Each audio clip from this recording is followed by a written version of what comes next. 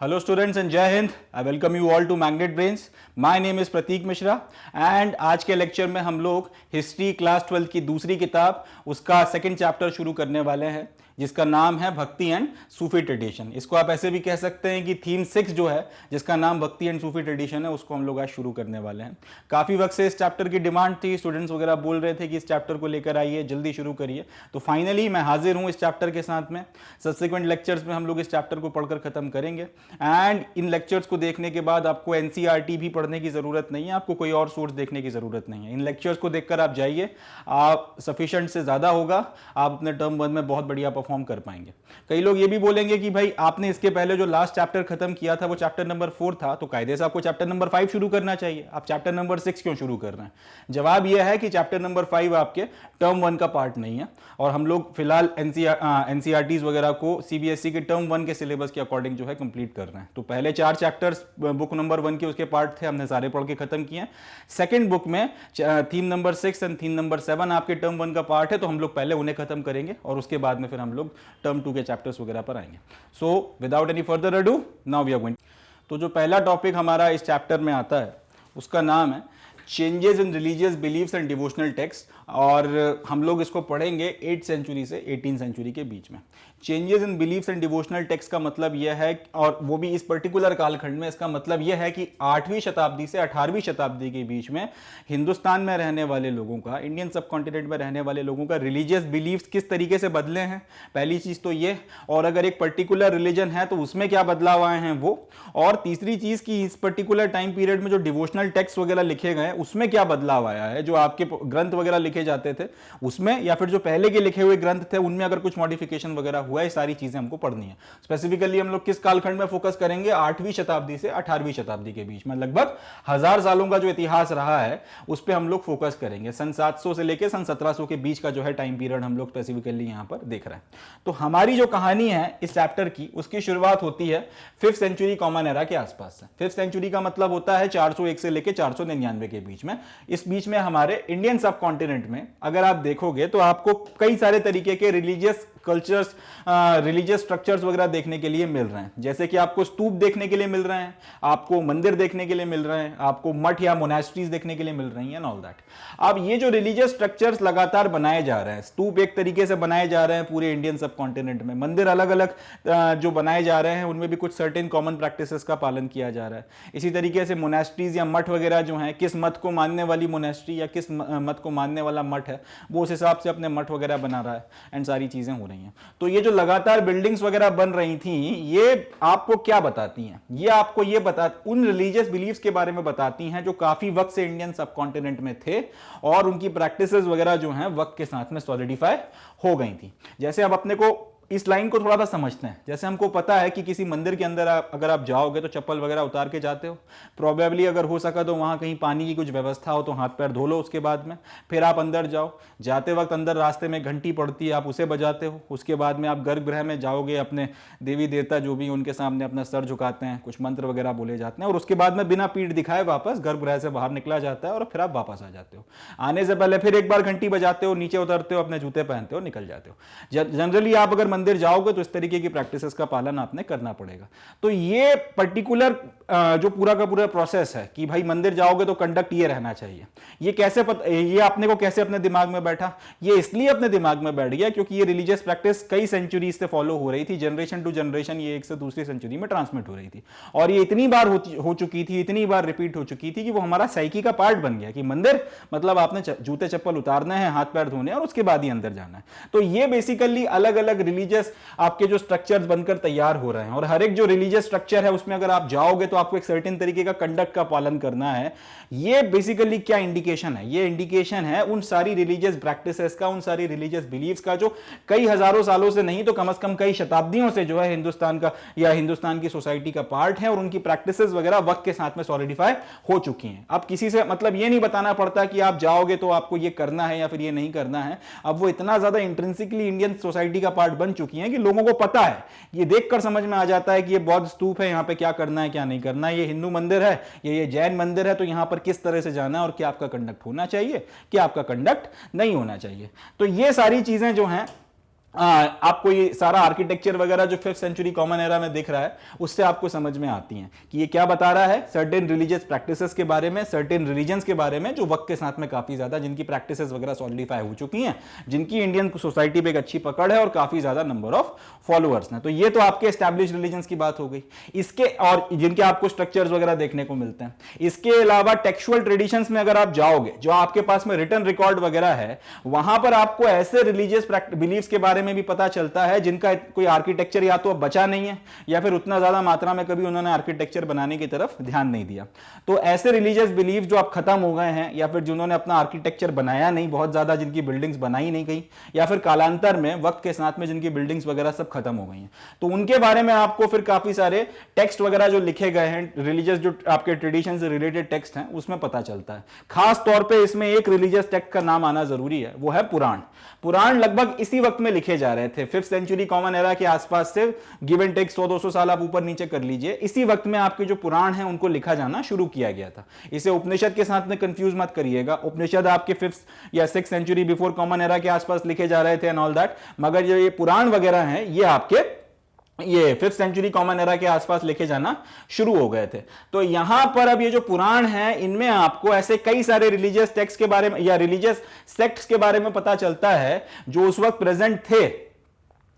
Present थे, but जिन्होंने अपने पीछे अपना कोई आर्किटेक्चर वगैरह नहीं छोड़ा। और उनका जिक्र इसमें इसलिए मिल जाता है क्योंकि जिस वक्त वो प्रेजेंट थे, पुराणों को भी उसी वक्त में लिखा जा रहा था। इसके अलावा कुछ ऐसे भी हैं जिनका आपको पुराणों में भी कोई बहुत ज्यादा जिक्र देखने के लिए नहीं मिलता। कुछ के बारे में तो पता चल जाता है, जैसे अजीविका एक सेक्ट हुआ करता था, उसके बारे में सम्राट अशोक के टाइम से हमको कुछ प्रमाण मिलते हैं। आज आजीविकाओं के बारे में, आज आजीविका जो सेक्ट है वो ऐसा बचा नहीं है, उसको मानने वाले नहीं बचे, मगर हमको उसके बारे में एक अंदाजा है क्योंकि उनसे रिलेटेड लिटरेचर लिखा गया, उनके लिए जो पहाड़ काट काट के आपने गुफाएं बनाई थी वो बची हुई हैं, तो उनके बारे में एक अंदाजा है। इसी तरीके से आपको काफी सारे रिलीजियस सेक्ट्स के बारे में पता चलता था उस वक्त लिखे गए टेक्सुअल ट्रेडिशंस के बारे में। मगर कई ऐसे आपके रिलीजियस सेक्ट हैं जो अब खत्म हो चुके हैं और उनके बारे में बहुत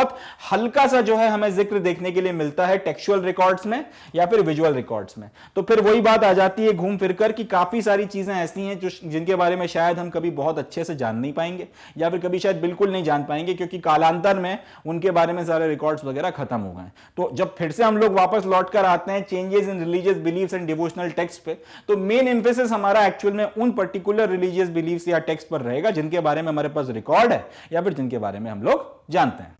5th सेंचुरी कॉमन एरा के आसपास से या फिर इस टाइम पीरियड से जो टेक्सुअल एविडेंस हमको देखने के लिए मिलते हैं, जो भी लिटरेचर आपका लिखा गया जिसमें से हमको हिस्टोरिकल फैक्ट्स वगैरह पता चलते हैं, इसमें एक बड़ी इंटरेस्टिंग बात निकल कर आती है। इस पर्टिकुलर टेक्स्ट वगैरह या इन सारे टेक्सुअल सोर्सेज में जो 5th सेंचुरी कॉमन एरा के आसपास से लिखे गए थे, इसमें हमको ऐसे संतों के बारे में पता चलता है जो पोएट सेंट्स हुआ करते थे। पोएट सेंट्स का मतलब ऐसे संत वगैरह जो काफी सारे जिन्होंने काव्य की रचना करी है, चाहे कोई भजन वगैरह हो, चाहे कोई छंद हो, चाहे कोई दोहा हो, चाहे गद्यांश में उन्होंने कोई बात कही हो, चाहे पद्यांश में उन्होंने कोई बात कही हो, इस तरीके की बहुत सारी रचनाएं अगर उन्होंने काव्य में करी हैं, इस तरीके के जो संत होते हैं उनको पोएट सेंट बोला जाता है। एक तो वो संत होते हैं जो अपना ध्यान वगैरह लगा के बैठे हुए हैं और बस अपना ध्यान लगा के बैठे हैं, किसी से बोलना नहीं, किसी से कुछ नहीं करना, एक तो उस तरीके के संत होते हैं। कुछ ऐसे होते हैं जो प्रवचन करते हैं, जो लोगों को गाइड करते हैं, और उसी के साथ साथ अगर वो इस तरीके की आपके काव्यात्मक रचनाएं करने लगें, लोगों को भजन सुनाने लगें या फिर लोगों को छंद या दोहे सुनाने लगे, किसी गीत के तहत जो है उनको कुछ बातें बताने लगे, तो इस तरीके के जो संत होते हैं उनको हम लोग पोएट सेंट्स बोलते हैं। तो 5th सेंचुरी कॉमन एरा के आसपास से जो टेक्सुअल एविडेंसेस या टेक्सुअल सोर्सेज आपको मिलते हैं, उसमें आपको इस तरीके के पोएट सेंट्स के बारे में पता चलता है। और इन्होंने बहुत सारे जो कंपोजिशंस किए हैं, जो काव्य रचना करी है और बाकी सारा जो आपकी चीजें उन्होंने रची हैं, उनके कंपोजिशंस के बारे में आपको पता चलता है। ठीक है, जनरली ये कंपोजिशंस इन पोएट सेंट्स के द्वारा जो कंपोज किए जा रहे हैं, ये ओरली कंपोज किए जाते थे, यानी कि इन्होंने सोचकर अपनी तरफ से ओरली इनको कंपोज कर लिया, अपने जो भी फॉलोअर्स हैं या जो इनको देखने सुनने आ रहे हैं उनको सुना दिया, और बार बार वो प्रैक्टिस में होते होते लोगों को याद हो गया। लोगों ने फिर किसी और को सुना दिया और इस तरीके से वो ओरल ट्रेडिशन में बनाया गया, कोई गीत हो या कोई छंद हो या कोई दोहा हो या सरोठा हो, इस तरीके से वो फैलता चला गया। तो इस तरीके के इनके जो कंपोजिशंस हुआ करते थे जनरली ओरली जो थे ये कंपोज किया करते थे। और इंटरेस्ट इंटरेस्टिंग चीज ये आती है, इस तरीके के कंपोजिशंस अब रीजनल लैंग्वेजेस में कंपोज हो रहे थे। इसके पहले के जो आपके टेक्सचुअल सोर्सेज आपको देखने को मिलते हैं वो ये बता रहे हैं कि अभी तक जो आपका कंपोजिशन वगैरह हो रहा था जनरली संस्कृत में हो रहा था, या फिर जो आपकी मेन बड़ी बड़ी लैंग्वेजेस थी उसमें हो रहा था। उनके जो रीजनल वेरिएशन डेवलप हो गए थे और अलग अलग जो रीजनल लैंग्वेजेस आपकी डेवलप हो गई थी, उसमें एज सच आपको इतना कंपोजिशन देखने के लिए इस कालखंड के पहले नहीं देखने को मिल रहा था। मगर इस पर्टिकुलर कालखंड में आपको यह चीज समझ में आती है, टेक्सचुअल सोर्सेस इस तरफ इशारा करते हैं कि ऐसे बहुत से पोएट और सेंट्स हुए जिन्होंने बहुत सारे कंपोजिशंस किए, बहुत सारे गीत, भजन, श्लोक, दोहे बनाए जो ओरली कंपोज किए गए थे और जिनको रीजनल लैंग्वेजेस में लिखा जाता था। इसके 2-3 एग्जांपल्स उठा लेते हैं। सिंपल सा एक श्लोक, इसको समझाने के लिए मैं बता रहा हूं। जैसे इस्कॉन वालों का एक सिंपल सा मंत्र है, हरे कृष्णा कृष्णा कृष्णा हरे हरे, हरे रामा रामा रामा हरे हरे। अब ये जो है वो एक कंपोजिशन हो गया। अगर आप इस्कॉन के वीडियो सर्च करते हैं तो या फिर इस्कॉन के अगर आपने भजन वगैरह देखे होंगे तो ये जो एक लाइन है इसको कई सारे तरीके के म्यूजिक वगैरह के साथ में गाया जाता है, कई सारे अलग अलग राग में गाया जाता है, कई सारे अलग अलग तरीकों से गाया जाता है। लाइन या फिर मंत्र एक ही है, हरे कृष्णा कृष्णा कृष्णा हरे हरे, हरे रामा रामा रामा हरे हरे। अब ये एक लाइन को इस्कॉन में इतने अलग अलग कंपोजिशंस, इतने सारे म्यूजिक्स वगैरह में गाया जाता है कि हर बार आपको ऐसा लगता है कि वो नया भजन है। तो म्यूजिक के कारण आपकी एक रुचि बनी रहती है और मंत्र आप लगातार रिसाइट करते रहते हो। तो इस्कॉन वाले मानते हैं कि ये आपका पवित्र मंत्र है, इसके बोलने से फायदा होता है, तो वो भी चीज हो रही है। इसी तरीके से ये जो आपके पोएट सेंट्स वगैरह थे ये अलग अलग आपके कंपोजिशंस वगैरह कंपोज किया करते थे ओरली, और एक बार ये कंपोज हो जाती थी, आपके ये कंपोजिशन वगैरह जो है या दोहे या छंद वगैरह एक बार बन गए, उसके बाद में वो इसके साथ में कोई म्यूजिक अटैच किया करते थे या इसको किसी थीम, किसी म्यूजिकल थीम के साथ में जोड़ दिया करते थे। एक बार जब आपने किसी चीज में म्यूजिक जोड़ दिया तो फिर उसको गाने में मजा आता है। जैसे हरे कृष्णा को आप गाएंगे तो वो बड़ा एक म्यूजिकल और एक बड़ा मीठा सा एक वो भजन जैसा बन जाता है। एक ही लाइन बार बार रिपीट होती है मगर गाने वाले का डिवोशन इतना ज्यादा है या फिर म्यूजिक इतना प्यारा है कि आपको मजा आने लगता है सुनने में, आप घंटों उसको सुन सकते हो। अब उसी को आपने अगर वही जो आपकी एक लाइन है उसको किसी दूसरे म्यूजिक के साथ में आपने सेट करके कि अगर सुनाना शुरू कर दिया और वो भी आपको अच्छा लगा तो फिर वो बहुत, आप उसको भी घंटों सुन सकते हो। तो इस तरीके के जो कंपोजिशंस हुआ करते थे इनको कई बार जो है म्यूजिक पर सेट कर दिया जाता था, इनके साथ में किसी धुन को अटैच कर दिया जाता था और लोग बाग फिर इनको गाया करते थे। और इस तरीके से ये ओरल ट्रेडिशंस वगैरह में ये जो रीजनल लैंग्वेजेस में कंपोजिशंस हो रहे हैं जो आपके सेंट्स, पोएट सेंट्स के द्वारा किए जा रहे हैं, ये काफी बड़े पैमाने पर फैलते चले गए। अब जनरली इस तरीके के सेंट्स वगैरह की जब मृत्यु हो जाती थी, जिन्होंने इस तरीके के कंपोजिशंस बनाए जिनके कारण उनकी काफी ज्यादा प्रसिद्धि हो गई, तो उनके जो डिवोटीज हुआ करते थे या जो फॉलोअर्स हुआ करते थे या डिसाइपल्स हुआ करते थे, उनके जितने भी कंपोजिशंस थे उनको कंपाइल करते थे, क्रमबद्ध करके रख लिया करते थे और इन्हीं फिर कंपाइलेशंस वगैरह की मदद से इनको उठा के जो नए आपके textual sources 5th century common era में आ रहे थे उनमें कंपाइल किया गया, उनमें इनके बारे में डाला गया, या तो पूरे रिकॉर्ड डाल दिए गए या उसका कुछ जिक्र वगैरह डाला गया और इस तरीके से हमको पता चल सका इन सारे पोएट सेंट्स के बारे में जो इस तरीके की चीजें जो हैं कंपोज किया कर रहे थे। अब ये जो ट्रेडिशंस हैं, ये जो अलग अलग कंपोजिशंस कंपोज हो रहे हैं, जो अलग अलग भजन श्लोक लिखे ओरली क्रिएट किए जा रहे हैं और उसके बाद में फिर इनमें धुन जोड़ी जा रही है और उसके बाद में फिर इनको क्रमबद्ध भी किया जा रहा है, इन सब की एक बड़ी इंटरेस्टिंग बात निकल कर आती है। इस पूरे ट्रेडिशन की खासियत ये थी कि बहुत फ्लूइड था। फ्लूइड का मतलब यह होता है कि हर जनरेशन जिसको ये ट्रांसमिट किया जा रहा है वो अपनी तरफ से इसमें कुछ ना कुछ ऐड करती चली जा रही है, वो अपनी तरफ से इसमें ओरिजिनल जो मैसेज था या जो ओरिजिनल आपका भजन था या ओरिजिनल जो श्लोक था उसमें वो अपनी तरफ से कुछ ना कुछ ऐड करती चली जा रही है, उसको और ज्यादा इलाबोरेट करती चली जा रही है और कई बार वो उसको ओकेशनली मॉडिफाई भी कर देती है, यानी कि उसमें से किसी चीज को अगर हटाना भी हुआ तो हटा भी देती है, अबैंडन भी कर देती है अगर वो जो भजन का आइडिया है या भजन का वो पार्ट उनके टाइम पीरियड में, उनके कालखंड में किसी तरीके की परेशानी क्रिएट कर रहा है या फिर इररेलेवेंट है या फिर पॉलिटिकली या कल्चरली जो है उसका जिक्र करना ठीक नहीं है। तो इस तरीके से वो उसको मॉडिफाई भी कर सकते हैं। तो ये बात आपको समझ में आ गई। एक पोएट या फिर एक सेंट ने कोई कंपोजिशन किया, ये कंपोजिशन जो है वो ओरल था, इसके साथ में आपने कुछ म्यूजिक वगैरह ऐड किया और वक्त के साथ में ये काफी ज्यादा फेमस होता चला गया। खासियत क्या है, ये पूरा का पूरा कंपोजिशन रीजनल लैंग्वेज में किया गया। अब ये काफी ज्यादा प्रसिद्ध होता चला गया और लोगों ने इसको भजन को म्यूजिक वगैरह के साथ में खूब गाया। फिर फाइनली संत की मृत्यु होती है और उसके बाद में उनके जो डिसाइपल्स थे या डिवोटी थे, उन्होंने इसको कंपाइल कर दिया, यानी कि उन्होंने इसको रिटर्न रिकॉर्ड में डाल दिया। अब इस कंपाइलेशन की खासियत यह है कि ये फ्लूइड है, यानी कि ये एक से दूसरी जनरेशन को ट्रांसमिट हो रहा है। तो उनसे ये नहीं कहा जा रहा कि ये पत्थर की लकीर है, इसको जस का तस आपने एक्सेप्ट कर लेना है, इसमें एक कॉमा और पैराग्राफ या डॉट का भी जो है आप चेंज नहीं कर सकते। हर जनरेशन ने अपनी तरफ से जो भी इनको अगर लगा कुछ तो उन्होंने इसमें ऐड कर दिया, जो भी उनको बातें अच्छी लगी वो इसमें ऐड करते चले गए। अगर जिस कालखंड में वो इसको गा रहे हैं, उनको अगर ऐसा लगा कि इसमें कोई ऐसी बात आती है जिसका कोई सेंस नहीं बनता, इसका कोई मतलब नहीं बन रहा, it's not making any sense, तो वो उसको भी हटा सकते थे। या फिर जिस वक्त में इस भजन को गाया जा रहा है उस वक्त की पॉलिटिकल सिचुएशंस ऐसी हैं कि इस भजन के किसी हिस्से को निकाल देना ज्यादा ठीक रहेगा,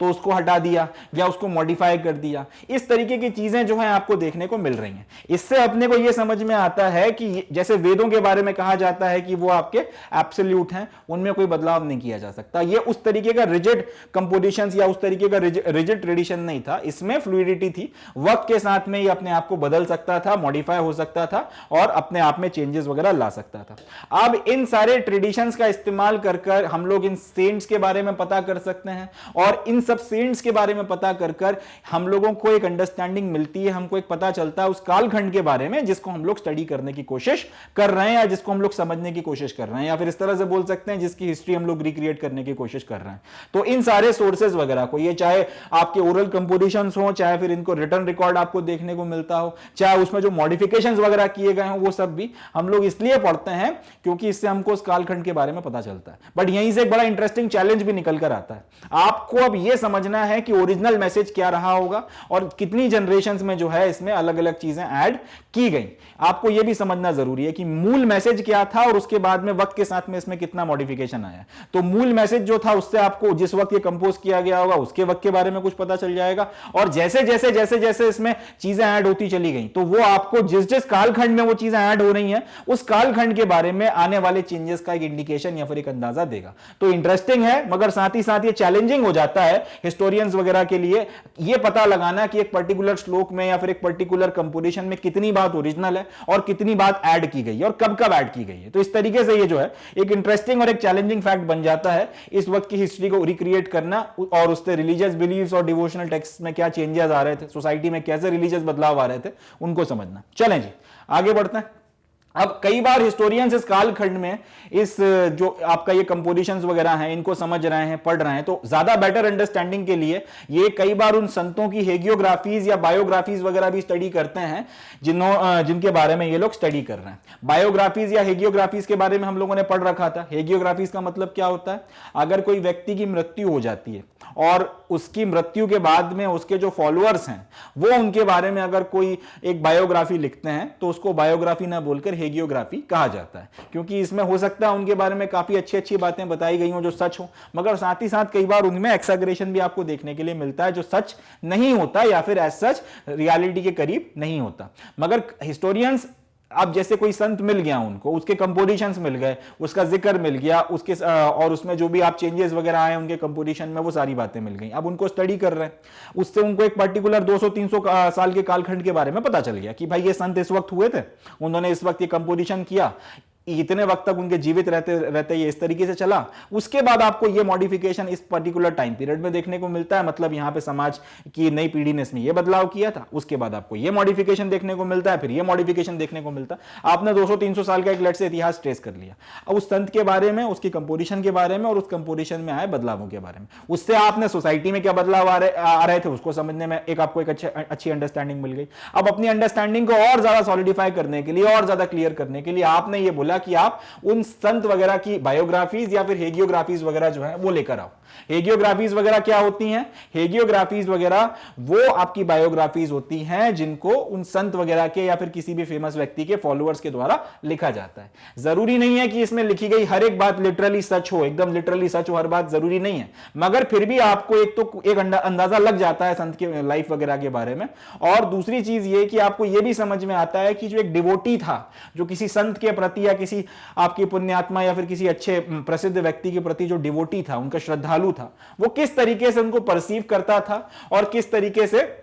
उनको देखता था, उनके बारे में क्या राय उसकी थी, ठीक है, किस तरीके से वो अपने गुरु की जिंदगी को परसीव किया करता था, उनकी जिंदगी में उनके गुरु का क्या महत्व था और वो किस पॉइंट ऑफ व्यू से उनको उनके प्रति श्रद्धा भाव रखते थे, ये बातें आपको समझ में आती हैं। लास्ट लेक्चर में हमने एक एग्जाम्पल में देखा भी था, भगवान बुद्ध के बारे में आपको ज्यादा जानना हो तो आप उनकी हेगियोग्राफीज वगैरह को देख सकते हो। कई सारे लोगों ने उनकी हेगियोग्राफीज को लिखा है, तो उन हेगियोग्राफीज में जो कॉमन बातें आएंगी आपने उनको एक तरफ छांट लिया और जो इसके अलावा इधर उधर का एग्जैगरेशन था आपने उसको हटा दिया। जो कॉमन बातें हैं उसको पढ़कर आपको भगवान बुद्ध की जो पूरी लाइफ साइकिल है या फिर जो उनकी कहानी थी उसको लिखने में एक अंडरस्टैंडिंग मिल गई, एक आसानी मिल गई। इसी तरीके से अलग अलग संतों के बारे में, जो फेमस आपके संत हुए हैं, उनके बारे में जो जो बातें कही गई हैं उनसे आपको, या फिर उनकी जो हेगियोग्राफीज वगैरह लिखी गई हैं उससे आपको, उसमें जो आपका बिना मतलब का एक्सैगरेशन है जो लिटरली सही नहीं है, जिसको सिर्फ कह सकते हैं कि अपने श्रद्धा भाव में आपके श्रद्धालुओं ने जो ऐड कर दिया है कि बाबा के पास मिरेकलस पावर भी थी, बाबा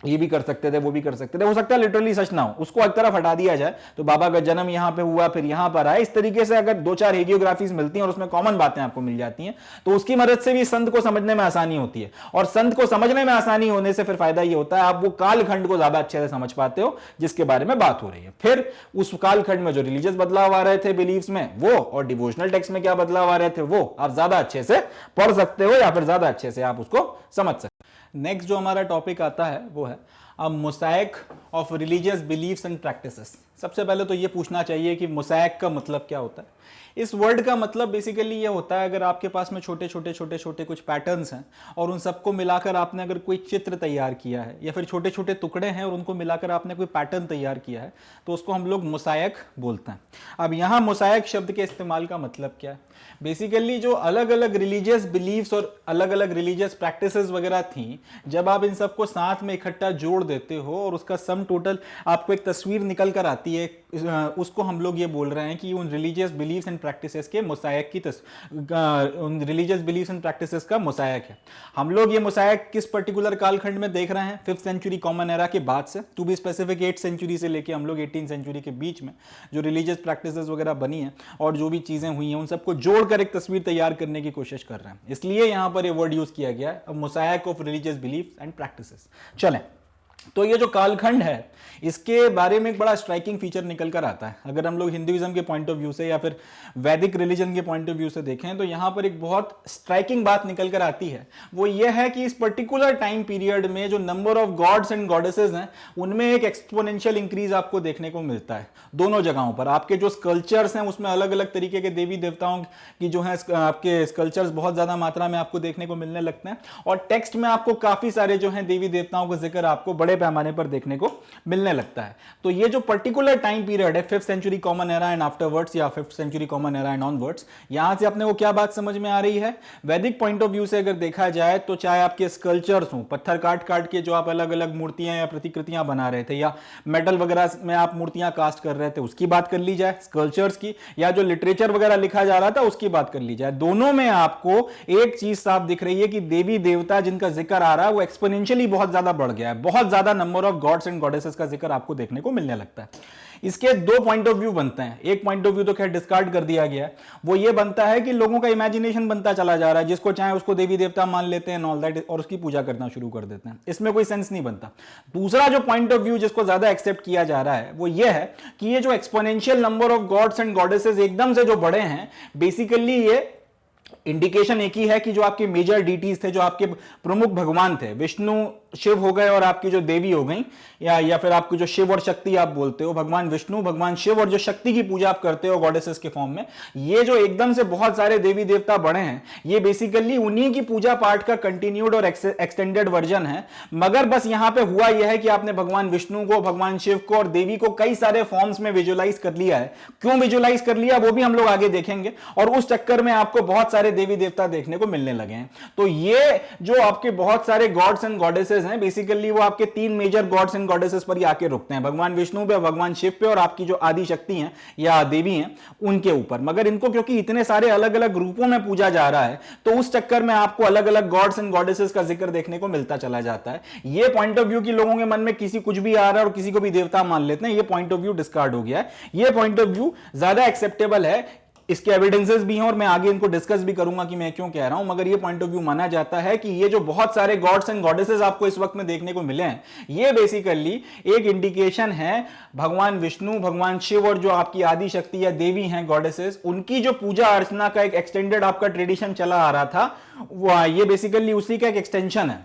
ये उसी ट्रेडिशन का एक एक्सटेंशन है। बस यहां पर इन तीनों को अलग अलग रूपों में जो है पूजा जा रहा है और अलग अलग रूपों में मॉडिफिकेशंस के साथ में, अलग अलग नामों के साथ में पूजा जा रहा है, तो वो आपको फिर अलग अलग गॉड्स एंड गॉडेसेस के रूप में, चाहे स्कल्पचर हो चाहे टेक्स्ट हो, उसमें मैनिफेस्ट होता हुआ दिखता है। चलें जी, अब आगे बढ़ते हैं। नेक्स्ट जो आपका टॉपिक आता है वो है इंटीग्रेशन ऑफ कल्ट्स। इस टाइम पीरियड में या फिर इस फेज में जो डेवलपमेंट्स वगैरह हो रहे हैं, जो बदलाव आ रहे हैं, इन सारे बदलावों को, इन सारे डेवलपमेंट्स को हिस्टोरियंस जब स्टडी करते हैं, इनको समझने की कोशिश करते हैं, तो वो फाइनली इस निष्कर्ष पे पहुंचते हैं कि ये जो फेज है, specifically 5th century common era के बाद का जो फेज है, और जिसमें स्पेसिफिकली हम लोग 8th सेंचुरी से 18th सेंचुरी की बात अभी आगे करने वाले हैं, इस पर्टिकुलर फेज में एक बहुत इंटरेस्टिंग चीज निकल कर आती है। हिस्टोरियंस ये कहते हैं कि यहां पे रिलीजियस पॉइंट ऑफ व्यू से देखा जाए या फिर सोसाइटी के पॉइंट ऑफ व्यू से देखा जाए, तो दो प्रोसेस जो हैं वो एक ही वक्त पर काम कर रही थी, या दो प्रोसेसेस साइमल्टेनियसली आपको ऑपरेट करती हुई या एक्ट करती हुई दिखती हैं। पहली प्रोसेस कौन सी है?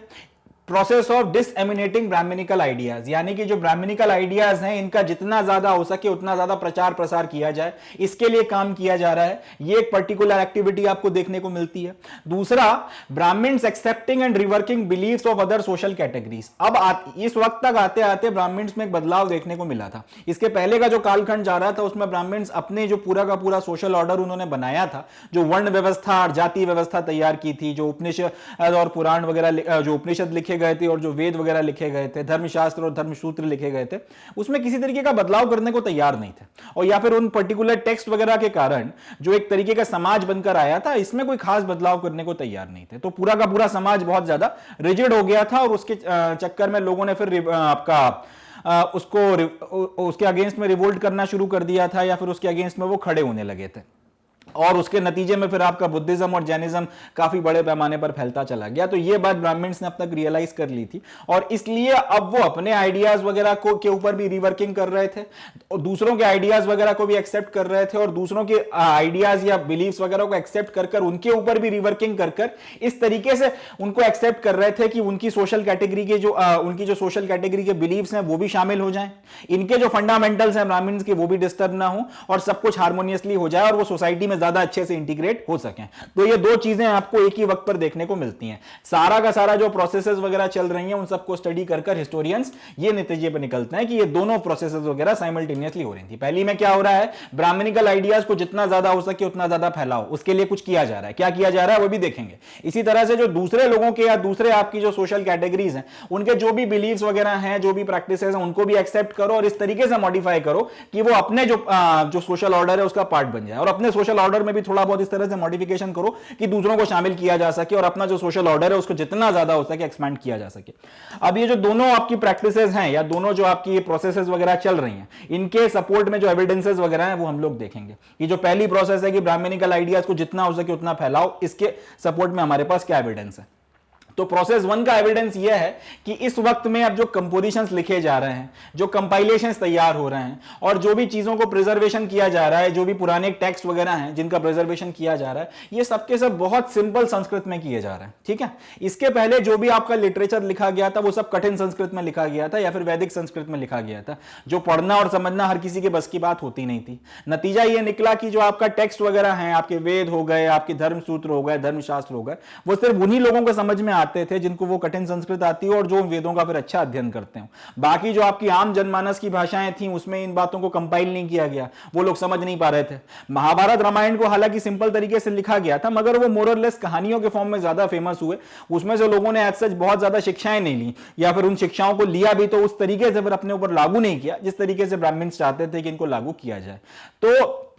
अब क्योंकि आपका लिटरेचर सारा का सारा ऐसी लैंग्वेज में लिखा गया जो लोगों को समझ में नहीं आती है और उस चक्कर में आप अनपॉपुलर हो रहे हो, ये बात अब तक ब्राह्मण्स को समझ में आने लगी थी। तो उन्होंने अब ये किया कि जितने भी आपके कंपोजिशन सब लिखे गए, जितने भी आपके कंपाइलेशंस लिखे गए और यहां से जो भी आपके पुराण वगैरह लिखे जा रहे हैं या फिर आपका जो पुराना सारा मटेरियल है जिसको पुराणों के फॉर्म में प्रिजर्व किया जा रहा है, कुल मिला के 18 पुराण लिखे गए। लोग कहते हैं इससे भी ज्यादा लिखे गए थे मगर आज की तारीख में सिर्फ 18 बचे हुए हैं। तो ये जो पुराण वगैरह लिखे जा रहे हैं ये सबके सब सिंपल संस्कृत में लिखे जा रहे हैं, इतनी सिंपल संस्कृत में कि सामने वाले को समझ में आ जाए। ये उसी तरह से है कि आज इंग्लिश के बिना हमारा काम नहीं चलता। तो एक तो हो सकता है कि आप एकदम शेक्सपियर के टाइप की इंग्लिश लिख दो जो लोगों के सर के ऊपर से चले जाए, या शशि थरूर के जैसी अंग्रेजी आप बोलना शुरू कर दो, किसी को पढ़ने ना पड़े। एक हो सकता है आप इतनी सिंपल इंग्लिश में अपनी बात कहो कि एक सामान्य आदमी भी उसमें से कुछ ना कुछ सेंस बना ले, जिसको थोड़ा बहुत बेसिक अंडरस्टैंडिंग है वो भी जो है समझ जाए। वही कहानी यहां पर हो रही थी कि अब इन लोगों ने बेसिकली शशि थरूर के लेवल की जो अंग्रेजी थी उसी तरीके की जो आपकी संस्कृत थी वो बोलना बंद कर दी या फिर उसमें कंपाइलेशन बंद कर दिए, और जो सामान्य आदमी को समझ में आ जाए कि आपका थर्ड फोर्थ फिफ्थ के लेवल के बच्चे को या फिर उतने लेवल तक भी अगर किसी ने अंग्रेजी पढ़ी हो बेसिक उसको भी पल्ले पड़ जाए, उस लेवल तक की सिंपल संस्कृत जो है या फिर उस लेवल की जो सिंपल अंग्रेजी है वैसा ही आप एनालॉजी लगा के उस लेवल तक की जो सिंपल संस्कृत है उसमें आपने टेक्स्ट वगैरह जो है कंपाइल करना शुरू किया। दूसरा, आपने इसको इसलिए भी जो है इतना सिंपल कर दिया ताकि इनको पढ़ पढ़कर सुनाया जा सके, इनको पढ़ पढ़कर जो है गाया जा सके और इनको वो लोग पढ़ सकें जिनको वैदिक लर्निंग से अभी तक एक्सक्लूड किया गया था। आपने क्या किया है, कंपोजिशन, कंपाइलेशन और पुराण वगैरह सब लिखकर तैयार किए हैं इतनी सिंपल लैंग्वेज में कि लोगों को गाकर सुनाया जाए, पढ़कर सुनाया जाए एंड ऑल दैट, ताकि उनको समझ में आ जाए। दूसरा, अगर कोई खुद भी पढ़ना चाहता है तो एक्सप्लिसिटली जिन लोगों को ध्यान में रखकर यह सारा का सारा काम किया जा रहा है वो कौन कौन है, एक तो आपकी महिलाएं हैं और दूसरा आपके शूद्र हैं। एक्सप्लिसिटली ये सारा का सारा काम उनके लिए किया गया था ताकि वो लोग भी जो है वैदिक लर्निंग कर सके, उनके पास में भी वैदिक नॉलेज थोड़ा बहुत आए, क्योंकि उनको बेसिकली इसके पहले वैदिक लर्निंग से टोटली एक्सक्लूड कर दिया था। तो ना उनको वेदों का नॉलेज था, ना धर्मसूत्र का नॉलेज था, ना धर्मशास्त्र का नॉलेज था, कुछ पता ही नहीं था। महिलाओं को भी रोका जाता था। मगर अब तक ये गलती ब्राह्मण्स ने पकड़ ली, उनको लगा कि ये पूरे के पूरे समाज के दो तबकों को आप काट कर आगे नहीं बढ़ सकते, आपको कुछ करना पड़ेगा। करा फिर यह गया कि सारा का सारा जो भी आपका कंपाइलेशन था उसको इतना सिंपल तरीके से लिखा गया कि सामने वाला अगर खुद भी बैठ के पढ़ना चाहे, एक्सप्लिसिटली अगर पढ़ना चाहे तो भी उसको समझ में आ जाए, और नहीं तो अगर उसको सुनाया जाए तो सुनकर भी जो है वो उसको समझ सके। एक्सप्लिसिटली ये शूद्रों के लिए और महिलाओं के लिए जो है खास तौर पर किया गया था। तो ये जो हमने बात कही कि पहली प्रोसेस में डिसएमिनेटिंग ब्राह्मणिकल आइडियाज की, ब्राह्मणिकल आइडियाज को जितना हो सके उतना फैलाया जाए, इसके लिए काम किए गए थे। तो ये जो आपका ये प्रोसेस वगैरह की जा रही है उसके सपोर्ट में एविडेंस आपको समझ में आता है। प्रोसेस 1 के सपोर्ट में एविडेंस आपके पास में है। दूसरी प्रोसेस में अपन ने क्या बोला है कि Brahmans were accepting and reworking beliefs of other social categories. अब ये जो सेकंड प्रोसेस है इसके एविडेंस हम लोग देखते हैं कि क्या है। Incorporating local deities within Puranic tradition and identify them with major deities। ये थोड़ा सा समझते हैं। अलग अलग जगहों पर अलग अलग तरीके के देवी देवताओं की पूजा हो रही है, अलग अलग तरीके के बिलीफ सिस्टम अभी तक आपके पूरे के पूरे इंडियन सब कॉन्टिनेंट में डेवलप हो चुके हैं। ईस्ट में जो लोग जिस तरीके के देवी देवताओं की पूजा कर रहे हैं, नॉर्थ में उस तरीके के देवी देवता नहीं पूजे जाते। साउथ में जिस तरीके के देवी देवता आज तक पूजे जा रहे हैं उस तरीके के देवी देवता हम लोग नॉर्थ में नहीं पूछते। या नॉर्थ ईस्ट में अगर आप चले जाओ तो एकदम ही अलग ट्रेडिशन है। गुजरात की अलग कहानी चल रही, राजस्थान अलग खेल खेल रहा है, महाराष्ट्र में अलग नाटक चल रहे हैं। तो आपको एक बात समझ में आ गई कि ये टाइम पीरियड आते आते रीजनल वेरिएशन जो था देवी देवताओं के मानने में, उनको परसीव करने में, उनकी पूजा पाठ में आपको दिख रहा था और क्लियर कट दिख रहा था। ब्राह्मण्स ने यह करना शुरू किया कि जो आपके ये लोकल डेटीज वगैरह थे इनको आपने पुरानिक ट्रेडिशंस में आइडेंटिफाई करना शुरू किया, इनको आपने पुरानिक ट्रेडिशंस में शामिल करना शुरू किया, इनके बारे में आपने पुराणों में कथाएं डालना जो है शुरू करी, और किसी ना किसी आपके जो मेजर डेटीज वगैरह जो थे, आपके जो प्रमुख देवता थे, उनका एक फॉर्म जो है इनको मान लिया। मतलब ये कि एक कोई लोकल देवता है कहीं पे, लेट्स से एक पर्टिकुलर इलाका है, महाराष्ट्र का कोई पोर्शन ले लेते हैं, वहां पर एक देवी देवता की पूजा हो रही, एक देवता की पूजा हो रही है।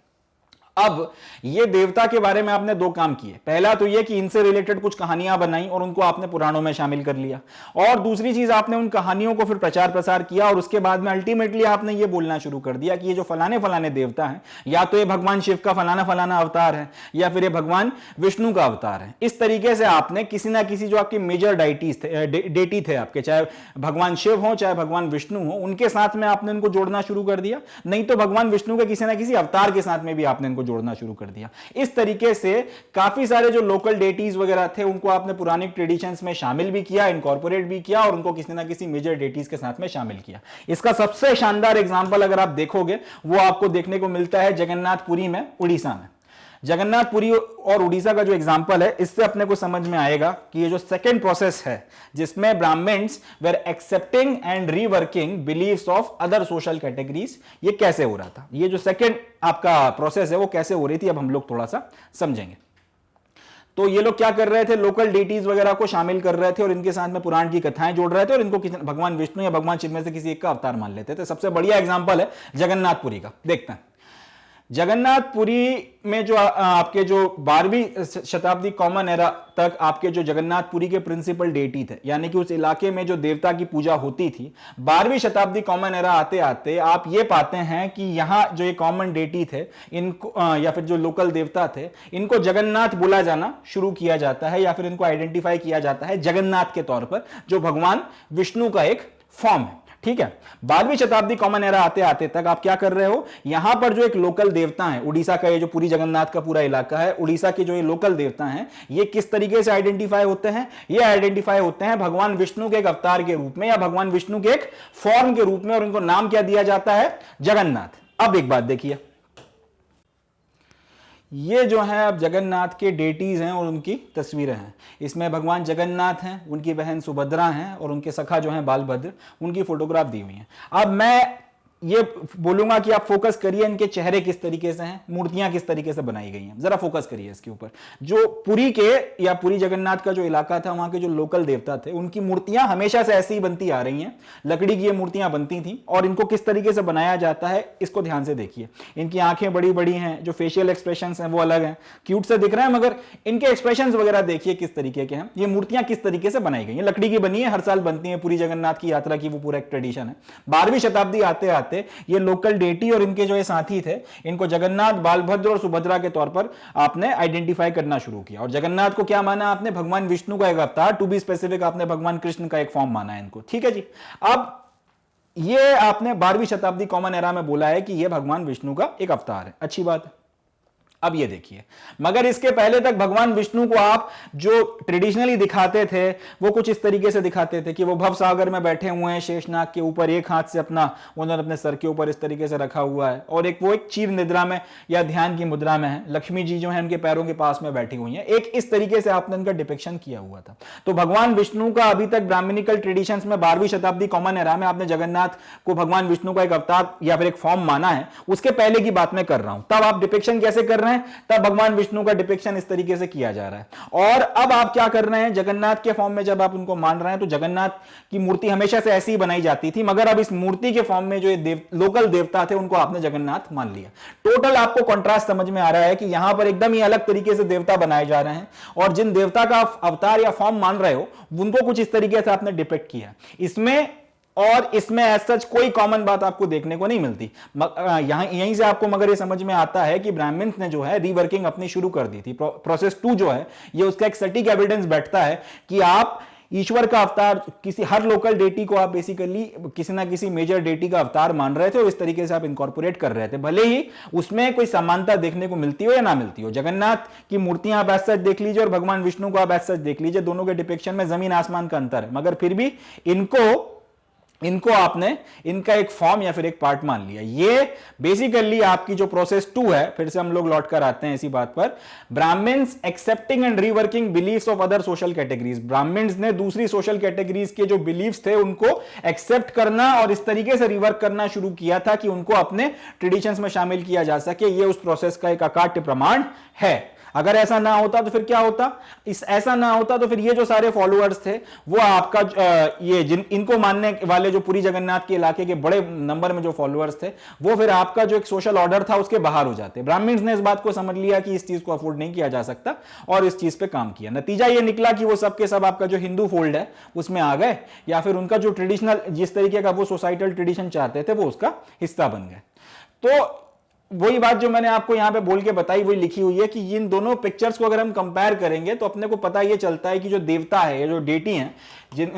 इनको बहुत डिफरेंट तरीके से जो है प्रेजेंट किया गया है। इनफैक्ट हिस्टोरियंस जो हैं बिलीव यही करते हैं कि ये कोई एक लोकल देवता हुआ करते थे जिनकी इमेज जो है लकड़ी से बनाई जाती थी। आज तक ये ट्रेडिशन चल रहा है, हर साल जो है लकड़ी से भगवान जगन्नाथ, बालभद्र और सुभद्रा की मूर्ति बनाई जाती है। मगर इनको फिर जो है आपने भगवान विष्णु के फॉर्म में रिकॉग्नाइज कर लिया और उसका लॉजिक मैंने आपको बता ही दिया कि ऐसा करने से इन सबको आप अपने फोल्ड में ले आए और आपका जो एक सोशल ऑर्डर है उसका बेस बढ़ गया। इनफैक्ट ये जो अलग अलग अवतारों का कंसेप्ट है कि भगवान विष्णु के 10 अवतार होने हैं जिसमें से 9 हो चुके हैं और एक अभी और आएगा, इसके पीछे लोगों का कंसेप्ट यही है या हिस्टोरियंस का कंसेप्ट यही है कि अलग अलग अवतार जो हैं बेसिकली वो लोकल डेटी रहे होंगे, अलग अलग एरिया में, अलग अलग एरिया या लोकल एरियाज में फेमस ईश्वर का एक रूप रहे होंगे। वक्त के साथ में ब्राह्मण्स ने उनको अवतारों के फॉर्म में इमेजिन कर भगवान विष्णु के साथ जोड़ दिया, क्योंकि इससे आपका जो सोशल ऑर्डर है वो और ज्यादा एक्सपैंड होता चला जा रहा था और इसमें और इसकी मदद से आप अपना जो बिलीफ सिस्टम है उसको बड़े लेवल पर फैला पा रहे थे।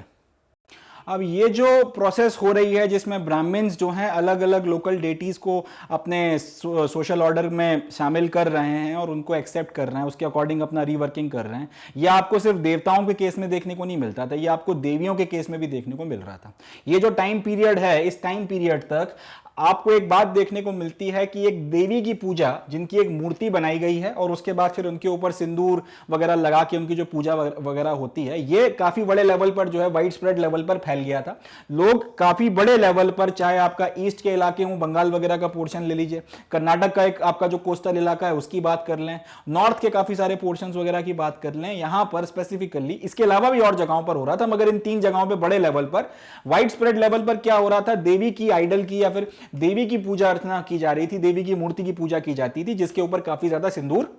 लगाया जाता था। बहुत वाइड स्प्रेड लेवल पर ये प्रैक्टिस आपकी इस वक्त तक होना शुरू हो गई थी जब ब्राह्मण्स ने ये सारे अपने आप में मॉडिफिकेशंस वगैरह शुरू किए थे।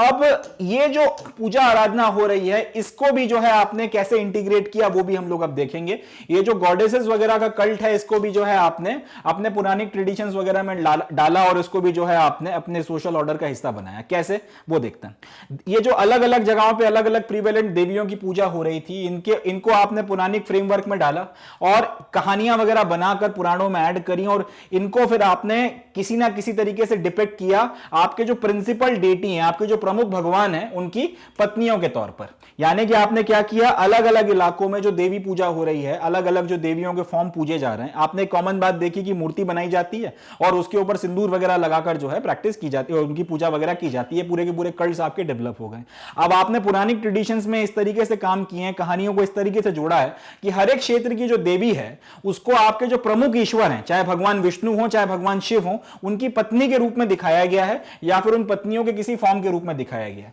यानी कि इन देवियों को या तो आपने मां लक्ष्मी मान लिया या फिर आपने इनको मां पार्वती मान लिया या इनका कोई फॉर्म मान लिया, मां लक्ष्मी का कोई फॉर्म मान लिया या मां पार्वती का कोई फॉर्म मान लिया। इससे हुआ यह कि ये जो देवियां आपकी अलग अलग जगहों पर जिनकी पूजा आराधना वाइड स्प्रेड लेवल पर की जा रही है, बंगाल में आज भी देवी पूजा होती है, दुर्गा पूजा वगैरह सब मनाया जाता है। नॉर्थ में आपका वैष्णो देवी है, उनका एक पूरा एक प्रोसेस वगैरह है। इसके बाद अलावा आप कोस्टल इलाकों में आ जाएंगे, कर्नाटक में आज भी जो है मां काली की पूजा जो है बड़े लेवल पर की जाती है। तो ये सारी चीजें आपको देखने को मिल रही हैं। इन सारी की सारी गॉडेसेस वगैरह को किसी ना किसी फॉर्म में आपने या तो मां लक्ष्मी के रूप का रूप मान लिया या फिर मां पार्वती का रूप मान लिया, और जिसका भी रूप माना अकॉर्डिंगली या तो आपने उनको भगवान विष्णु की पत्नी मान लिया या फिर भगवान शिव की पत्नी मान लिया। और इस तरीके से आपने गॉडेसेस का जो कल्ट है इसको आपने पुरानी ट्रेडिशंस में भी शामिल कर लिया और आपका जो सोशल ऑर्डर आप बना रहे हैं इसमें भी आपने शामिल कर लिया। इस तरीके से आपका जो सोशल बेस था और ज्यादा फैलता चला गया और ये जो अलग अलग गॉडेसेस के कल्ट डेवलप हुए थे ये भी जो है आपका हिंदू फोल्ड में आते चले गए। चलें जी आगे बढ़ते हैं।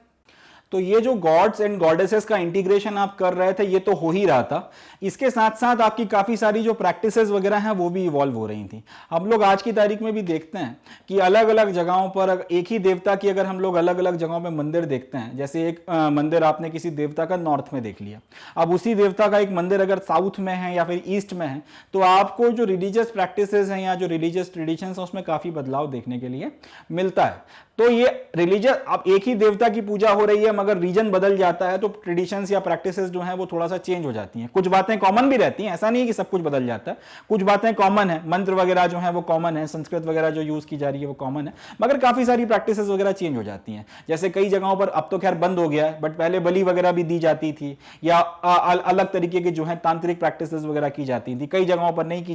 की जाती थी। तो ये जो लोकली आपको अलग अलग जगहों पे अलग अलग वेरिएशंस देखने के लिए मिलते हैं, ये जो लोकल प्रैक्टिस, ये आपकी कई जगहों पे जो प्रैक्टिसेस वगैरह डेवलप हुई हैं, कई सारे तरीके के जो ये बिलीफ डेवलप हुए हैं, जब हिस्टोरियंस ने इनको पढ़ना शुरू किया कि एक ही देवता की अलग अलग रीजन में इतना वेरिएशंस आपको क्यों देखने को मिलते हैं। कुछ कॉमन प्रैक्टिसेस आपको देखने को जरूर मिलती हैं, मगर मोर और लेस उसमें काफी ज्यादा बदलाव आ जाता है। तो ये जो प्रैक्टिसेस या बिलीफ्स वगैरह की आप बात करो या इनके वेरिएशन की बात करो, तो आपको ये पता चलता है कि ये डेवलप हुई हैं दो फैक्टर्स के एमलगेमेशन के कारण। एमलगेमेशन का मतलब होता है जब आप किन्हीं भी दो धातुओं को एक दूसरे के साथ में मिलाकर एलॉय बनाते हो, उसको हम लोग एमलगेमेशन कहते हैं। तो वही चीज आपको यहां पे देखने को मिल रही है कि एक कॉमन देवता है, मगर रीजन अगर बदल जाता है तो आपको उसकी पूजा अर्चना के तरीके में काफी बदलाव देखने को मिलते हैं। कुछ कॉमन चीजें रहती हैं, नो डाउट अबाउट दैट, मगर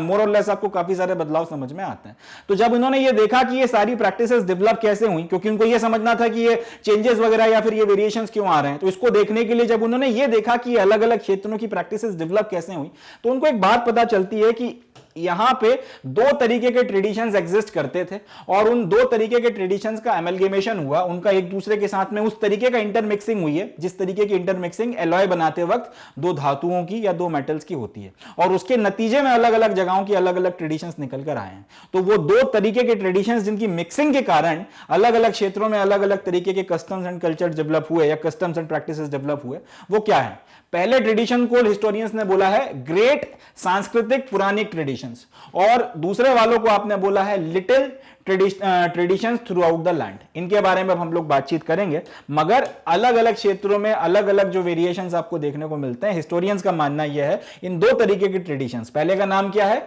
ग्रेट ट्रेडिशंस, जिनको सांस्कृतिक पुरानिक ट्रेडिशंस भी बोला जाता है वो, और दूसरे वालों का नाम क्या है? लिटिल ट्रेडिशंस, जो पूरे लैंड में आपको देखने को मिलते हैं थ्रू आउट द लैंड। इनके एमलगेमेशन के कारण ये अलग अलग वेरिएशंस आपके बनकर तैयार हुए। चलें इसको देख लेते हैं। तो अगला जो हमारा टॉपिक है वो है great traditions and little traditions. इसको थोड़ा सा समझ, ये जो टर्म है great tradition and little tradition, इसको कॉइन किया था रॉबर्ट रेडफील्ड ने 20th सेंचुरी कॉमन एरा में, यानी कि 1901 से लेकर 1999 के बीच में या 2000 तक के बीच में ये टर्म जो है आपका कॉइन किया गया था, great tradition and little tradition. ये जो आपने टर्म कॉइन किए हैं ग्रेट ट्रेडिशन लिटिल ट्रेडिशन, इसके पीछे का ऑब्जेक्टिव ये था कि आपने जो पीजेंट सोसाइटीज थी जो आपका, क्योंकि बेसिकली हिंदुस्तान जो है कृषि प्रधान देश रहा है, तो आपके अलग अलग क्षेत्रों में आप देखोगे समाज का जो एक बड़ा तबका था वो किसानों का था। तो आप इसको कई बार सोसाइटी ना बोल के पीजेंट सोसाइटी भी कह सकते हैं, क्योंकि अगर एक सोसाइटी का बड़ा तबका किसानी में लगा हुआ है, खेती किसानी में लगा हुआ है, तो उसका एक उसमें जो बदलाव या चेंजेस आ रहे हैं उसका समाज के ऊपर एक बदलाव पड़ना ही पड़ना है। तो पीजेंट सोसाइटी में जो बदलाव या चेंजेस आ रहे हैं, अगर आपने उनको समझा तो सोसाइटी में ओवरऑल जो बदलाव आए उनको समझना आसान हो जाएगा। इस ऑब्जेक्टिव के साथ में आपने उनकी पीजेंट सोसाइटीज के जो कल्चरल प्रैक्टिसेस उनको पढ़ना शुरू किया, और वहां पर आपको यह दिखा कि इनकी प्रैक्टिसेस दो तरीके के ट्रेडिशंस के एमलगेमेशन से बनी है। एक को आपने बोल दिया ग्रेट ट्रेडिशन और दूसरे को आपने बोल दिया लिटिल ट्रेडिशन। तो आपके रॉबर्ट रेडफील्ड ने जब स्टडी करना शुरू किया तो उनको पता चला कि इन सोसाइटीज में कुछ प्रैक्टिसेस तो कॉमन है, चाहे आप समाज के किसी भी हिस्से में चले जाएं, वहां पर भी एक समाज के जो अलग अलग तबके होते हैं उनमें भी आपको वो प्रैक्टिसेस कॉमन दिख रही हैं, और अलग अलग रीजनल क्षेत्रों की बात कर लें और दो रीजन्स के अलग अलग क्षेत्रों के आप समाज को भी कंपेयर कर लें तो भी आपको ये प्रैक्टिसेस वगैरह कॉमन देखने को मिलती हैं। ये जो कॉमन प्रैक्टिसेस हैं ये बेसिकली आपकी डोमिनेंट सोशल कैटेगरीज वगैरह से निकल कर आई हैं, चाहे आपके प्रीस्ट हों चाहे आपके रूलर्स हों, और इन पर्टिकुलर प्रैक्टिसेस को कहा गया है ग्रेट ट्रेडिशन। जैसे प्रीस्ट वगैरह है, उन्होंने एक बात ये कही है कि भाई मंदिर जाने के पहले नहा कर जाना है, तो ये एक ट्रेडिशन बन गया, वो हर जगह फॉलो हो रहा है। और ये बात जब आप इसको ट्रेस करना शुरू करते हैं कि भैया हर जगह ये ट्रेडिशन क्यों फॉलो हो रहा है कि मंदिर जाने के पहले नहा कर जाना है, ट्रेस करते करते करते आपको पता चलता है कि या तो आपके रूलर ने इस बात को जो है किसी जमाने में कालखंड में स्ट्रिक्टली इन्फोर्स कराया था और वक्त के साथ में वो ट्रेडिशन बन गया, या फिर जो आपके प्रीस्ट वगैरह हुआ करते हैं तो उन्होंने इस बात को स्ट्रिक्टली इन्फोर्स करवाया राजा के साथ मिलकर या अपना इंडिविजुअल लेवल पर भी कि भैया नहा कर आना है, आपने मंदिर आना है। तो अब उस तरीके से वो वक्त के साथ में ट्रेडिशन बन गया। अब आप समाज के अलग अलग तबकों में देख लो, हर तबका मंदिर जाने के पहले नहा रहा है, या अलग अलग क्षेत्रों के समाज देख लो और उनमें भी आप देख लोगे तो हर जगह आपको कॉमन बात देखने को मिलेगी। तो इस तरीके से उसने ये पाया कि कुछ आपकी प्रैक्टिसेस वगैरह, चाहे समाज के एक समाज के अलग अलग तबकों में देख लो या अलग अलग क्षेत्रों के रीजन्स के समाजों में देख लो, आपको कुछ चीजें कॉमन देखने को मिलती हैं। और ये कहां से निकल कर आई हैं? ये डोमिनेंट सोशल कैटेगरीज वगैरह से निकल कर आई हैं, चाहे वो आपके प्रीस्ट हो चाहे वो रूलर्स हो। और क्योंकि ये लगभग हर जगह कॉमन है, इसलिए इनको बोल दिया गया ग्रेट ट्रेडिशन। फिर उसने साथ ही साथ ये भी देखा कि मगर हर क्षेत्र में रहने वाले लोगों के बीच में, चाहे वो एक ही जैसे काम कर रहे हो, मतलब एक क्षेत्र आपने उठा लिया क्षेत्र नंबर 1 और एक उठा दिया आपने क्षेत्र नंबर 2, दोनों के बीच में अच्छा खासा फर्क है। एक जगह के किसानों की सोसाइटी और दूसरे जगह के किसानों की सोसाइटी, कुछ ट्रेडिशंस कॉमन आ गए, उनको आपने ग्रेट ट्रेडिशन बोल दिया। मगर फिर आप ये भी देखते हैं कि अलग अलग क्षेत्रों के जो किसान हैं उनकी कुछ आपके ट्रेडिशंस जो हैं वो अलग अलग है। यही बात आपकी समाज के दूसरे तबकों में भी लागू होती है कि दो अलग अलग क्षेत्रों में एक ही समाज के जो एक ही तबके की आप बात कर रहे हो उसके कुछ ट्रेडिशंस वगैरह अलग आते हैं। ये ट्रेडिशंस अब उसने जब ट्रेस करना शुरू किए तो उसको पता चला कि ये वहां की जो लोकल कंडीशंस थी, लोकल सर्कमस्टांसेस थी, उससे निकल कर आए हैं। और उसको उसने बोल दिया लिटिल ट्रेडिशन। लिटिल ट्रेडिशन इसलिए बोल दिया क्योंकि इस तरीके के जो कस्टम्स एंड ट्रेडिशंस वगैरह हैं वो एक सर्टेन इलाके में ही फॉलो हो रहे हैं और उसके बाहर ये आपको देखने को नहीं मिलते। तो इस तरीके से उसने इन तरीके के ट्रेडिशन जो सिर्फ लोकली किसी इलाके में फॉलो हो रहे हैं, पूरी आपको अलग अलग जगहों पर देखने को नहीं मिलते, उसको उसने बोल दिया लिटिल ट्रेडिशन। फिर उसने एक बात और देखी कि वक्त के साथ में ये दोनों के दोनों ट्रेडिशंस एक दूसरे के साथ में मिलते चले गए। ग्रेट ट्रेडिशंस ने आपके लिटिल ट्रेडिशंस को कुछ हद तक मॉडिफाई किया, लिटिल ट्रेडिशंस ने आपके ग्रेट ट्रेडिशंस को मॉडिफाई किया, और होते होते होते होते एक कॉम्प्लेक्स तरीके का सोशल माइलियू या एक सोशल आपका जो स्ट्रक्चर है या कस्टम्स वगैरह है वो बनकर आपके तैयार होते हैं। तो ये जो है ग्रेट एंड लिटिल ट्रेडिशन का कंसेप्ट है, जिसकी मदद से ये समझाया जाता है कि किसी सोसाइटी में या आपके इंडियन सोसाइटी के जो अलग अलग रीजन हैं उनमें कुछ बातें क्यों कॉमन है और अलग अलग क्षेत्रों में अलग अलग आपकी सोसाइटी में कुछ बातें यूनिक क्यों है। ये बात जो है हमको ग्रेट और लिटिल ट्रेडिशन के कंसेप्ट से समझ में आता है।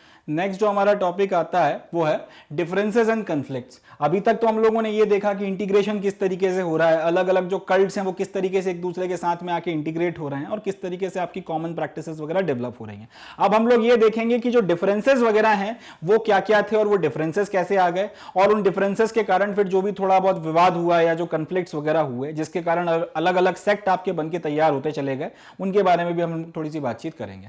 तो पहला जो टॉपिक इसमें डिफरेंसेस एंड कन्फ्लिक्ट में आता है वो आता है तांत्रिक। तांत्रिक का मतलब क्या होता है? तांत्रिक का मतलब बेसिकली एक ऐसा फॉर्म ऑफ प्रैक्टिस होती है, ऐसी फॉर्म ऑफ वर्शिप होती है जिसको गॉडेसेस वगैरह के साथ में या आदि शक्ति के साथ में इनको एसोसिएट किया जाता है। कई बार इसको आप शक्ति उपासना भी बोलते हो। तो अगर आप इस तरीके की प्रैक्टिस वगैरह कर रहे हो जिसमें आप शक्ति पूजा करते हो या फिर आप इसमें किसी देवी की आराधना कर रहे हो, तो देवी की आराधना का एक पर्टिकुलर तरीका होता है जिसमें शक्ति पूजा, शक्ति आराधना और भी इस तरीके की चीजें की जाती हैं, इसको बोला जाता है तांत्रिक। अब ये जो तांत्रिक ट्रेडिशंस था जिसमें एक देवी की पूजा अर्चना की जा रही है, ये इसकी खासियत ये थी कि ये महिला पुरुष सबके लिए खुला था। आप पुरुष हैं और आप तांत्रिक ट्रेडिशन में आना चाहते हैं, आप आ सकते हैं, आपका स्वागत है। आप महिला हैं और आप तांत्रिक ट्रेडिशन में आना चाहते हैं, आपका भी स्वागत है, आप भी आ सकते हैं। अब ये जो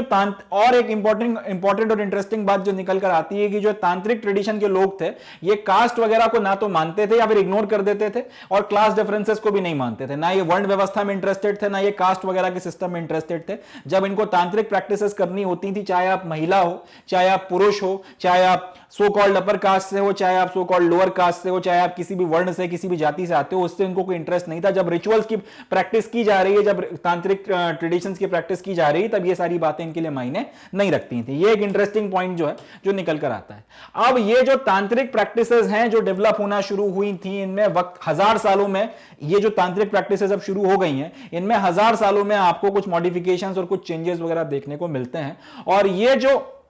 चेंजेस और ये जो मॉडिफिकेशंस हैं, इन्होंने आपके जो शैविज्म है, भगवान शिव की जो पूजा आराधना है, उसको भी काफी ज्यादा इन्फ्लुएंस किया है, और साथ ही साथ बौद्ध धर्म पर भी जो है इन्होंने काफी ज्यादा असर डाला है। बहुत इंटरेस्टिंग पॉइंट है, याद रखिएगा। तांत्रिक का मतलब क्या है? पूजा अर्चना का एक ऐसा तरीका जिसमें खास तौर पे एक देवी की आराधना की जाती है, पहली बात। दूसरी बात यह कि इसमें भी खास बात यह है कि चाहे महिला हो चाहे पुरुष हो, जो आना चाहे आ सकता है, सबका स्वागत है। और जब ये रिचुअल प्रैक्टिसेस होंगी, जब तांत्रिक प्रैक्टिसेस की जाएंगी, तब कोई फर्क नहीं पड़ता कि आप लोअर कास्ट से हैं, आप अपर कास्ट से हैं, आप स्त्री हैं, आप पुरुष हैं, आपका सोशल बैकग्राउंड क्या है, डजंट मैटर। अब ये जो सारी की सारी प्रैक्टिसेस वगैरह हो रही हैं आने वाले 1000 सालों में, इनमें भी चेंजेस वगैरह आते हैं और ये भी काफी सारी चीजों को चेंज करती हैं। खास तौर पे शैविज्म, भगवान शिव की जो पूजा आराधना होती है वो, और दूसरा है बुद्धिज्म, बौद्ध धर्म के खास तौर पे महायाना बुद्धिज्म जो है इस पर ये काफी ज्यादा असर डालते हैं। खास तौर पे 3 जगहों पे, ईस्ट के इलाकों में, नॉर्थ के इलाकों में और साउथ के इलाकों में खास तौर पे जो है तांत्रिक ट्रेडिशंस पकड़ बनाते चले जाते हैं।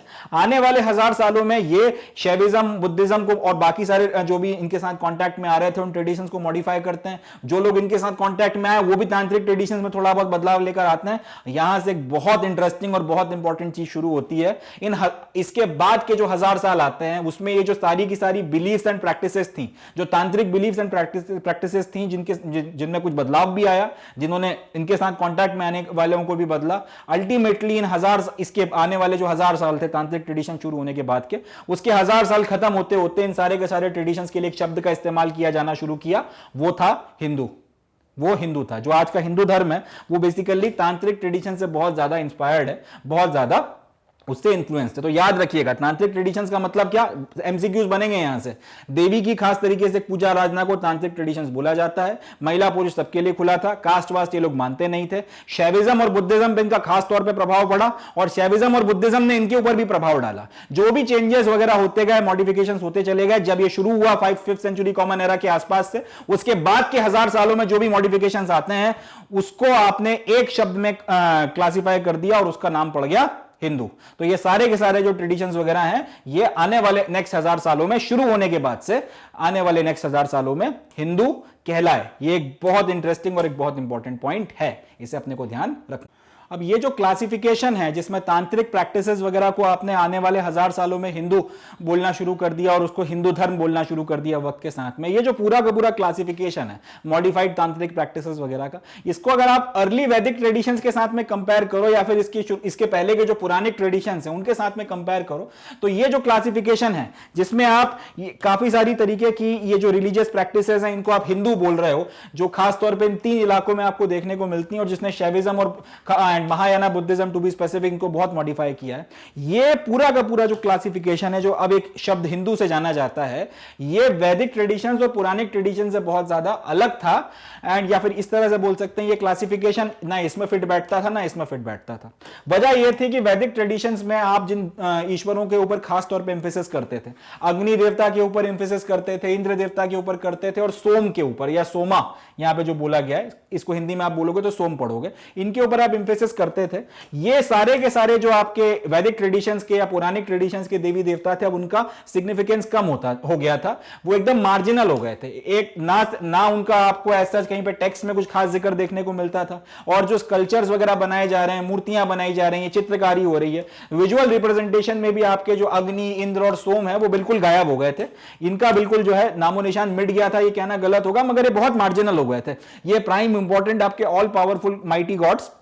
नहीं बचे हुए थे। इसके मगर आपके जो भगवान विष्णु और भगवान शिव हैं उनकी पूजा आराधना चल रही थी। एंड एक बात और, पुराने ट्रेडिशंस वगैरह या वैदिक ट्रेडिशंस के भगवान वगैरह भले ही आपके मार्जिनलाइज हो गए हो, मगर वेदों को अभी भी जो है आपका रिवर किया जाता था, यानी कि इनको अभी भी पूजा जाता था, अभी भी पवित्र माना जाता था और इनको अभी भी अथॉरिटेटिव माना जाता था। यानी कि माना जाता था कि वेद जो है वो आदि हैं और इनके ऊपर आपकी और कोई अथॉरिटी नहीं है। ये बात भी जो है मानकर चला जाता था। अब ये जो क्लासिफिकेशन है ये काफी सारे कॉन्फ्लिक्ट्स वगैरह भी क्रिएट कर रहा था। वो लोग जो वैदिक ट्रेडिशंस या पुरानी ट्रेडिशंस को मानते थे या उन्हीं को फॉलो करते थे, उन्होंने अब ये जो तांत्रिक प्रैक्टिसेस डेवलप होना शुरू हुई थी इनको कंडेम करना शुरू कर दिया। उन्होंने बोला कि ये ठीक नहीं है, ये लोग सही नहीं कर रहे या फिर ये गलत रास्ते पर है। इस तरीके से तांत्रिक ट्रेडिशन जो कल्ट अब डेवलप होना शुरू हुआ, इसको वैदिक ट्रेडिशन या पुरानी ट्रेडिशंस मानने वाले लोगों ने या जो उनमें बिलीव करते थे उन्होंने इसको कंडेम करना शुरू कर दिया। इसी का उलट जो तांत्रिक प्रैक्टिसेस के प्रैक्टिशनर्स थे, जो तांत्रिक प्रैक्टिसेस को प्रैक्टिस करते थे,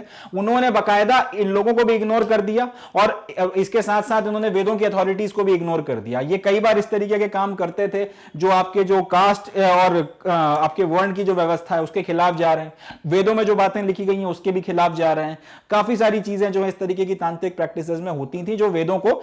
स्ट्रेट फॉरवर्ड जो है इग्नोर कर देते थे। ये तो यहां पर आपको अब एक कंफ्लिक्ट समझ में आ रहा है। एक तरफ एक जो है दूसरे को कंडेम करता है और दूसरा वाला जो है वेदों को मानने से ही मना कर देता है, या फिर वेदों की अथॉरिटी को क्लियर कट आपका इग्नोर कर अपने मनमर्जी में जो आ रहा है उस तरीके से कर रहा है। खास तौर पर यहीं से आपका तांत्रिक प्रैक्टिसेस से एक और चीज निकल कर आई थी, वो था अघोरी। अघोरी जो है वो इस तरीके की एक्टिविटीज करते हैं जो वेदों में खास और आउटराइटली आपका कह सकते हैं कि कंडेम की गई हैं, रिजेक्ट की गई हैं, या फिर उनका कोई सेंशन या स्थान आपको वहां पे देखने को नहीं मिलता। मगर अघोरी वो करते हैं सारी चीजें, क्योंकि वो एक तरीके से तांत्रिक प्रैक्टिसेस से निकले हैं तो वो इनको रिजेक्ट कर देते हैं। और ये लोग क्या करते हैं, इनको भी कंडेम कर रहे हैं, इनको भी कंडेम कर रहे हैं, उन्हें कोई फर्क नहीं पड़ रहा है इस बात से। तो इस तरीके से आपको कुछ कंफ्लिक्ट वगैरह बनते हुए दिख रहे थे, जो पुराने आपके वैदिक ट्रेडिशंस थे उनके बीच में और जो नई आपकी तांत्रिक प्रैक्टिसेस थी, ये एक दूसरे को फूटी आंख नहीं सुहाते थे, एक दूसरे के खिलाफ इनके जो कॉन्फ्लिक्ट्स वगैरह हैं वो शुरू हो चुके थे। ये बात अपने को यहां पे दिख रही है। एक बात और यहां से डेवलप होना शुरू हुई थी कि जो डिवोटीज वगैरह जो थे, जो भक्त वगैरह थे, वो अपना कोई एक देवता जो भी वो चूज कर रहे थे, उस देवता को वो सुप्रीम मानकर चलते थे। चाहे वो भगवान शिव को अपना देवता मान लें, चाहे भगवान विष्णु को अपना देवता मान लें, जिसको चाहो आप अपना देवता मान लो। जो भक्त वगैरह अब यहां से एक चीज, इसके पहले तक ये चीज नहीं हो रही थी, मगर अब ये चीज होने लगी कि जिसको आपने अपना सुप्रीम गॉड मान लिया है, वो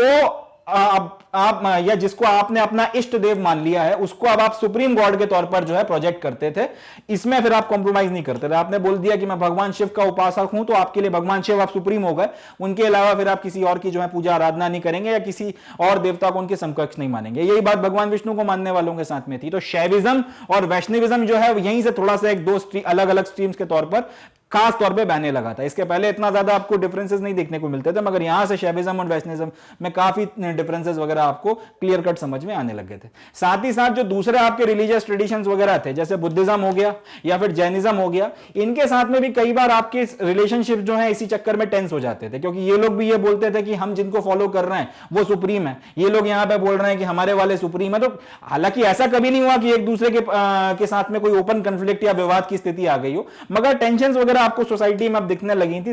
रिलेशनशिप जो है थोड़े से अब टेंस होने लगे थे, वो बात आपको यहां पे समझ में आने लगी थी। अब ये सारा जो आपकी कंडीशन चल रही है कि आपके वैदिक ट्रेडिशन वाले तांत्रिक ट्रेडिशन वालों को नहीं मान रहे, तांत्रिक ट्रेडिशन वाले वैदिक ट्रेडिशन वालों को इग्नोर कर रहे हैं, इनके अब ये जो अपने अपने इष्ट देवता हैं इनको आपने सुप्रीम गॉड बताना शुरू कर दिया, बाकियों को जो है आप उनसे कमतर बता रहे हो या इस तरीके से, या उनको आप उनके समकक्ष नहीं मान रहे हो। इसके बाद में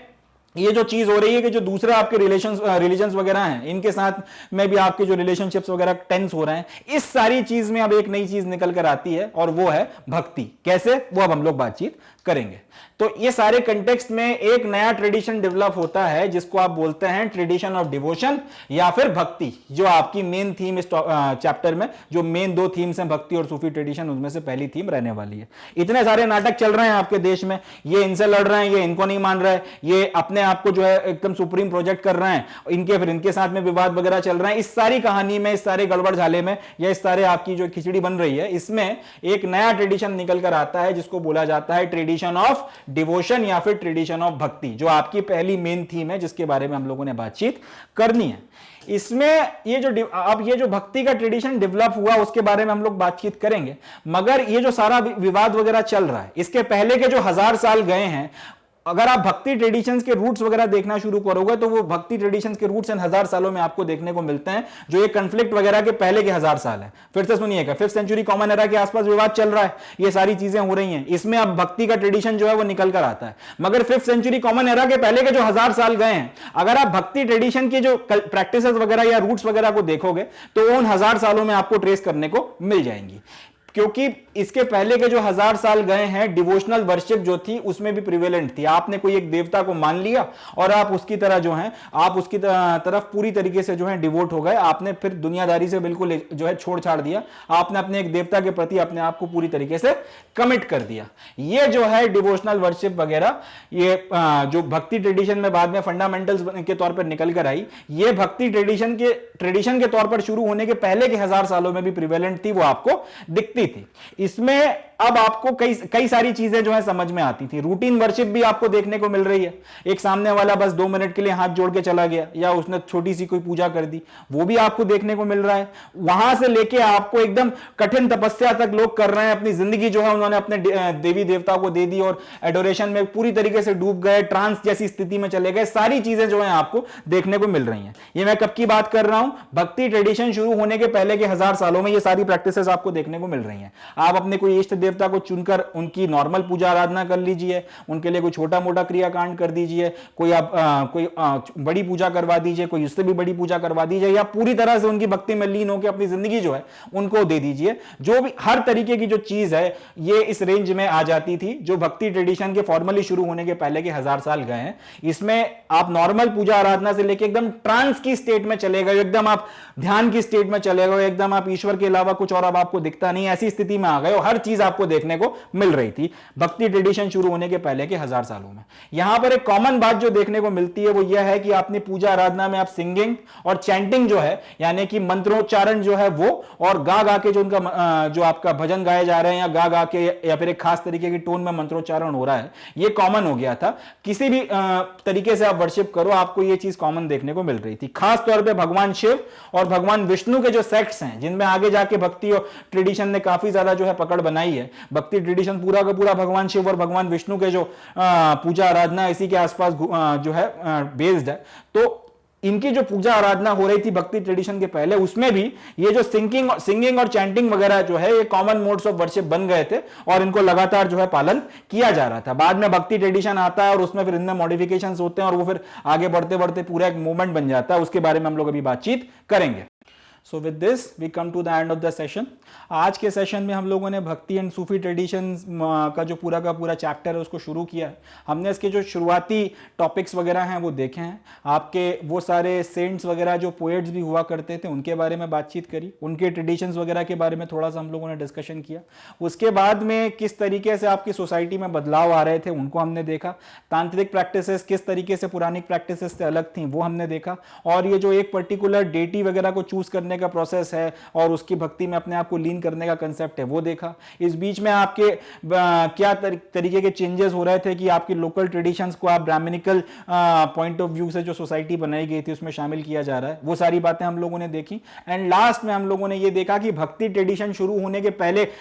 जो भक्ति ट्रेडिशन जब शुरू हुआ उस वक्त परिस्थितियां क्या थी, किस तरीके के कन्फ्लिक्ट डेवलप हो रहे थे, और उसके पहले के जो 1000 साल गए हैं उसमें किस तरीके की प्रैक्टिसेस वगैरह प्रीवेलेंट थी, जिन्होंने आगे जाके अल्टीमेटली भक्ति एंड सूफी ट्रेडिशन में काफी ज्यादा इन्फ्लुएंस किया। इन सारी बातों को पढ़कर हम लोगों ने खत्म किया। नेक्स्ट जो हमारा लेक्चर रहेगा उसमें हम लोग एकदम जो भक्ति ट्रेडिशन की शुरुआत कैसे होती है और उसमें फिर किन किन लोगों ने अपना क्या क्या कंट्रीब्यूशन दिया है, नयनार्स कौन थे, अलवर्स कौन थे, इन सब के बारे में हम लोग बातचीत करेंगे। So by that moment of time I would be taking leave of you all. खत्म करने के पहले एक बात और कि आप लोग मैग्नेट ब्रेन्स की हमारी वेबसाइट पर जाइए। यहाँ पर आपको क्लास 1 से लेकर क्लास 12 तक सारा एजुकेशन जो है फ्री ऑफ कॉस्ट प्रोवाइड कराया जाता है। सारा वीडियोस वगैरह एकदम अच्छे से अरेंज किए गए हैं। जो भी सब्जेक्ट आप पढ़ना चाहते हैं, जिस भी टीचर से पढ़ना चाहते हैं, आपको आराम से मिल जाएंगे और आप इनसे फिर अपना स्टडी वगैरह कर कर जो भी आपका टॉपिक है उसको ख़त्म कर सकते हैं, अपने एग्जाम्स में अच्छा परफॉर्म कर सकते हैं और उस लेवल का नॉलेज हासिल कर सकते हैं जो आपको सेटिस्फैक्शन दे। तो इसी नोट पे I would be calling at the day and concluding the lecture, and we are going to continue from here only from where we have left in our chapter number 6 और theme number 6, that is Bhakti and Sufi tradition. So by that moment of time, thank you.